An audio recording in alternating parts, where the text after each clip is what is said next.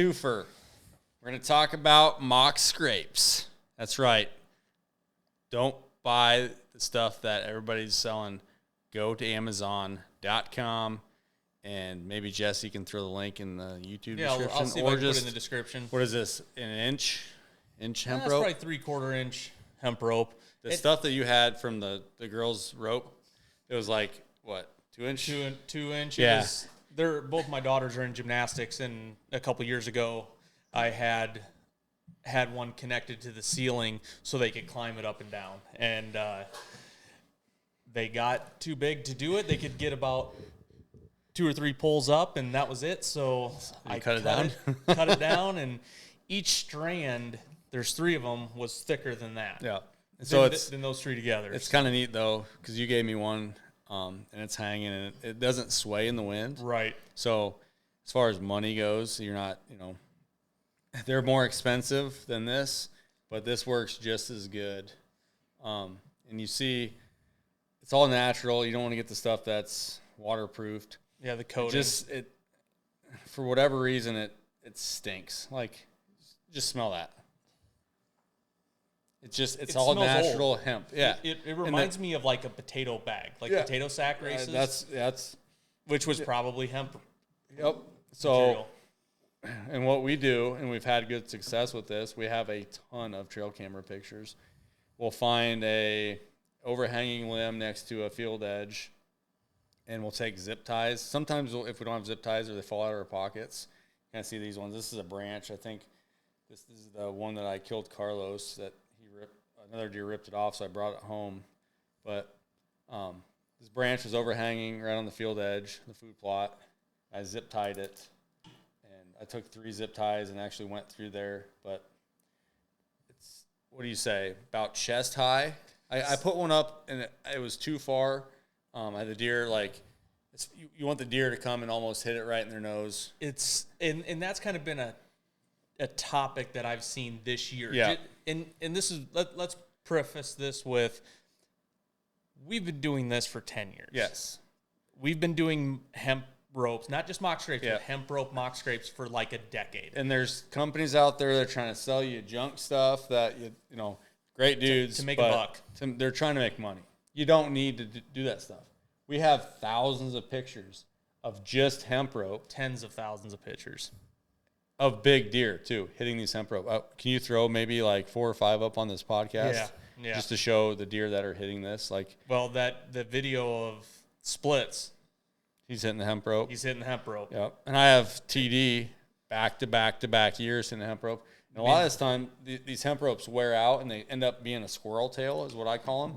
So then we just zip tie them to the tree like that, and they still come up and hit them. So sometimes they're too high, like the one on the lease. I need to put another hemp rope there, but right. And I leave mine out. Like some people will pull them. Yeah, I'll leave most of them out unless they break, like this one. Or I'll add them. I'll add more. Last year I did one where it's on a cedar tree. It's been a scrape, so I can't say it was a mock scrape, but I enhanced it. So I put a hemp rope on it, and I actually used a bungee cord.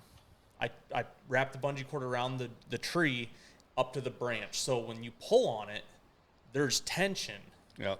And the deer come up, they're getting in their orbital glands, Yep. in their rack, but they're biting on it. They're leaving saliva. Yep. They're doing all sorts of things to that hemp rope. And it was just, I tried it, and I had a ton of deer. Like every big buck I had on camera last year on that farm, hit that scrape. And that's in daylight. That's the thing. So the hemp rope is kind of basically like a natural vine. I mean, you have some guys on Midwest Whitetail using just vines, which is great. I think just the ease of throwing the hemp rope in the pack and zip tying it is all you need. Yep. I've had coyotes come up here and play with it, like there's a dog toy. I have one that was it was kind of neat. 2 years ago, it played with it and actually ripped it down. But most of the time, it's irresistible to deer. It's just that natural vine feeling, but it's in a hemp rope. So. Yeah, we use it because of the ease of it. Yeah, it's so easy to throw in your pack, and it's cheap. And you can go buy a roll of it for what, $20? Yeah, maybe if that. And it's effective. It is. It works. It's the best bang for your buck. Yep. Like between that and the last 2 or 3 years, I've used that scrape generator, the spray, and the Buck Bomb stuff. Dude, it's money. Yep. It's fantastic. Yeah, that Buck Bomb does, I mean, it puts a stink on there for sure. That stuff's nasty, but it does, like, when you shoot a deer and you smell them, like, it smells. All their glands are just, when they're rutted up, they freaking stink. And it smells just like the Buck Bomb. Yep. So. And I mean, if you're going to, and we've started a lot of mock scrape, like legit, there's no reason, there was no scrape here. Yep. And you put these out. Yep. And if you set it up right, you make the ground scrape. So many people get confused with scrapes and rubs. Yep. Yeah, that's a scrape on a tree. Nope. Scrape is on the ground, or rub is on the tree. Rub on the tree. Get it right. Yeah, rub's on the tree, scrape is on the ground. Yeah. So if you take that scrape to dirt, you weed eater. Yeah, a weed whip helps too with false triggers. On your site setup, you'll see a lot of our sites with dead grass, and it's just taking that weed whip. You have an electric one, right? I love my electric. So I just have a gas one, but I just go around and anything that's going to trigger that camera. Yep. The newer cameras like the Scepter, you can change the sensitivity. So that's nice, but still any false triggers, any other branches out of the way. You almost just want this hanging on 1 or 2 branches, which I did find if you add another branch to this, that gives it, if this branch breaks, that gives you much more support for the other branch. So a lot of times these deer, we'll get them in the racks and they'll rub the crap at them. Like, and Jesse said, we have a ton of videos and pictures that go along with the success we've had there. It works. You don't need to have any sweet smelling stuff. There's companies out there, we've used their stuff. Do they work? Yes. Buck Bomb probably works the best, I would say. It's natural. It smells just like the deer do. Well, and not only like the scrape generator, like the only reason you were able to kill Carlos last year was because of Buck Bomb. Buck Bomb. And it wasn't Carlos. It was the deer that came downwind to you. Yep. 100%. Yep. Same thing to me. My bow buck this year. Yep. I had a semi not great wind because he came from the upwind side, which I knew that's where they come from in the mornings. He walked straight through my wind, but when I got to the stand, I doused the tree and just buck smell. Yep. No rut, no estrus, no nothing, all over the tree. And I knew he was going to go out there. While he's inside 40 yards, I did it again because I knew he's going to walk straight downwind. Smell that. And I did it, and he walks out, lifts his nose, puts it down, takes one step, I stop him and shoot him. The testament to the Buck Bomb, if we got enough time here, when I did shoot Carlos, I was sitting in the hay bale blind on the north side of the plot.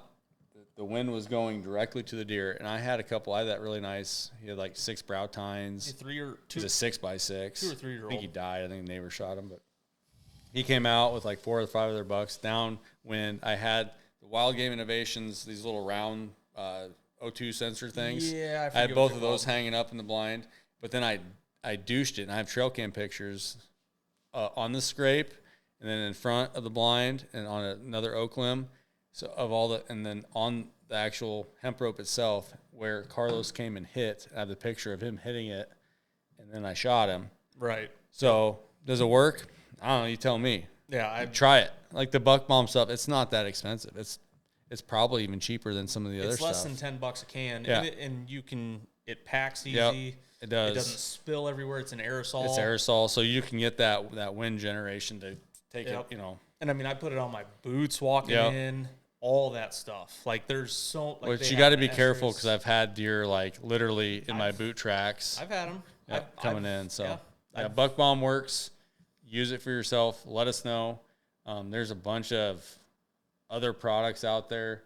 Not saying they don't work, but I guess in the years that we've been doing it, this is the best stuff that we found. And we don't get paid from Buck Bomb. We buy our own Buck Bomb. It works. So we've killed some good deer over it. I hope these pictures and videos show that. Like Jesse said, the biggest deer he's ever had on camera come up and hit a scrape with a hemp rope. Yeah, I mean, I have years of mini maybe on the hemp rope. On the hemp rope. Yep. They love it. Yeah, and TD is still alive to this day, and he'll come by and he'll hit the hemp rope in the same spot. Granted, that farm has changed a little bit, but I'm looking forward to seeing him. But well, it's just deer are very predictable. yeah, Most deer in general are predictable. They're going to do the same thing over and over again unless acted on by an outside source. Right, in the same time frame. Right. Yep. Yeah, they disappear the same time. They show up the same time. And this is funny because Aaron and I were talking about this and going back and putting it on a calendar of when this deer was here, and the deer I'm hunting this year, which I'm not going to show you guys because I don't want to. That the one you just got? Yeah. I have patterned him in the last 3 years on 4 different farms. And last year was kind of funny because he made a giant loop. So I call him TW. He's a big dude. I would not be surprised if he's might be bigger than that one. So I mean, he's in the 70s all day long. He's gonna. I think he still has a little bit of growing. He's gonna be pretty nice. So right. I think he's gonna be 180 easily. So that's my prediction. He did though last year look giant in velvet, and then he shrunk up. So I guess there's that. But he's the biggest deer I have on camera for sure. The Big Ten did not do what I wanted him to do. So I got a lot of solid deer. I had that really, really old, cool, gnarly deer that just showed up. Yep. And he was actually on the hemp rope scrape. So on the little. Yeah, they're starting to hit them. Yep. I mean, they 100% are. I mean, they'll use them all year round. Yeah. So, I mean, I have a couple, like I have that scrape on the pond. Yep. My camera's dead. I haven't touched it since turkey season. Yep. But I have a cell camera on the pond. There's a hemp rope right in that corner by your stand. Yep. And that thing had that. I have had a mock scrape there on a hemp rope for probably a decade. And I've added the hemp rope back. I go in there. It's probably safe to say I've had 200 or 300 different bucks hit that over the years. Yeah, I would agree with that. Some of the other spot. It's so easy. Just try it. Like we're not making money off of you using the hemp rope.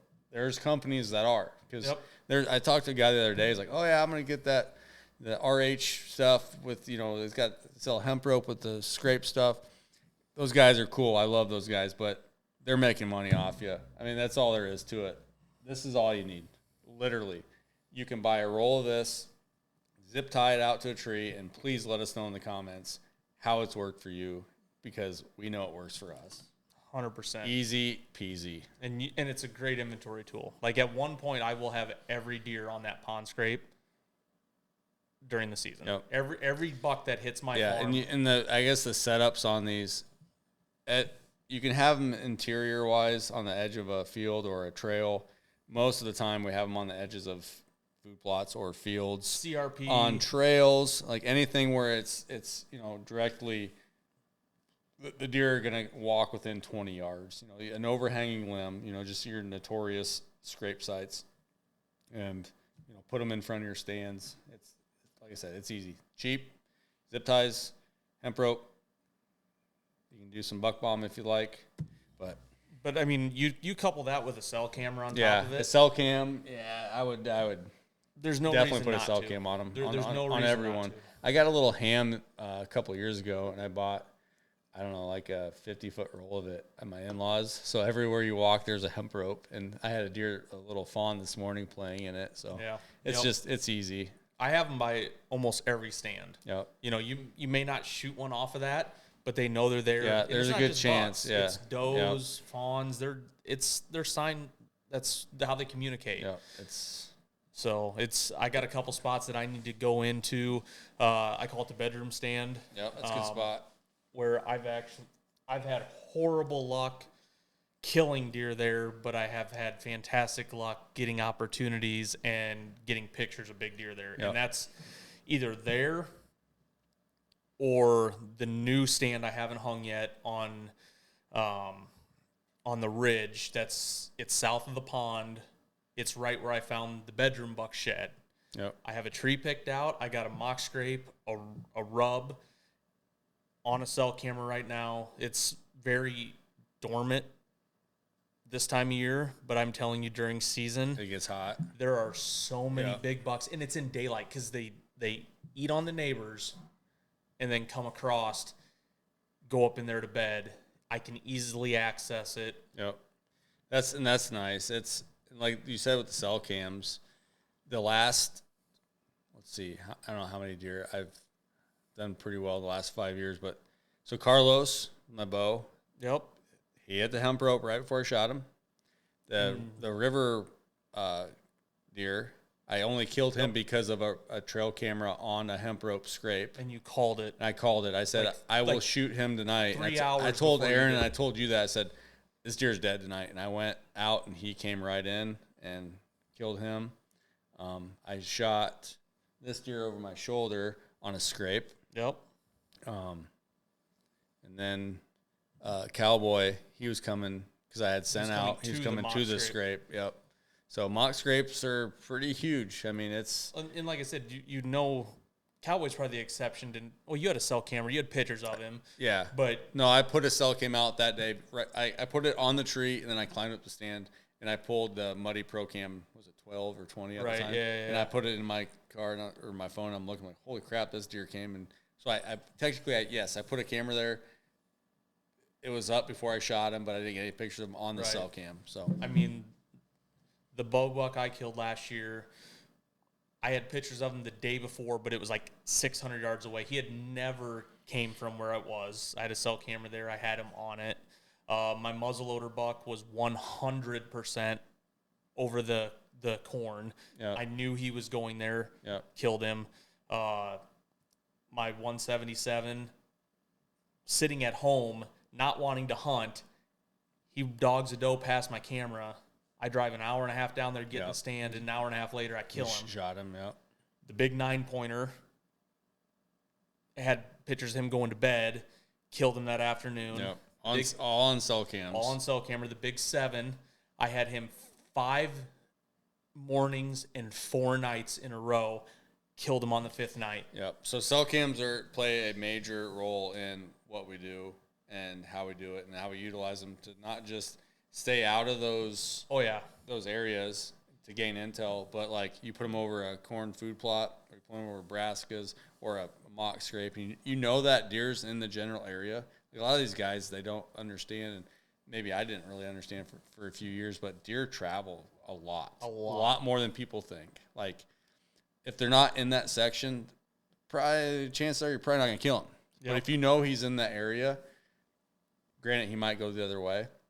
If you know he's in the area and that intel shows you he's there, you probably better be in a stand, at least trying to. At least you're in the game. You're in the game, right? So 100%. Cell cams have revolutionized, hunting in the whole industry itself, but they keep getting nicer and nicer. Now you can click on demand for it on the Deceptor Matrix or whatever. You can get a picture right now to see how your food plot's looking, what's in your field. Like if you have somebody that you think's trespassing, you can send a demand picture. Yep.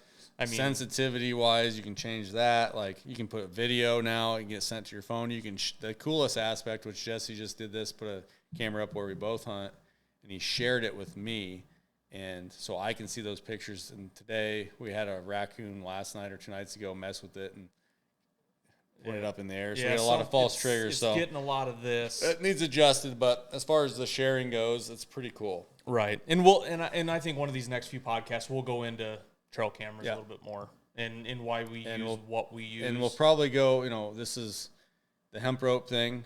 We'll talk about cameras, and maybe we'll get Tim to come in here and talk about the white pine posts. Yep. Which I did see a cool thing today.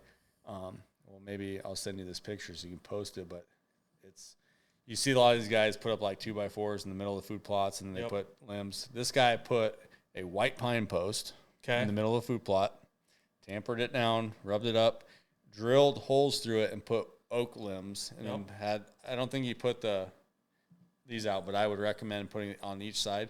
So it's all natural. I mean, it's not. I've seen some of the posts, like I think it was Midwest Whitetail, that they rubbed a cedar post. It wasn't even a cedar post. It was just like a treated 4x4. You treated 4x4, yeah. Just rub it on it. But as far as the white pine goes, I think one of the guys probably that's got the most pictures that we know of, Tim Huff, is Tim. So Tim said he'd come in here and talk about that kind of stuff, and he's killed some. Killed some big deer. So. He does the urban thing, so maybe we'll touch on that. But see if we can get in here maybe next week, and Yeah, we'll see. State Fair's next weekend, so we'll see what we can maybe do. a Thursday we can talk to them. But Yeah. camera's flashing, so we might want to end that here.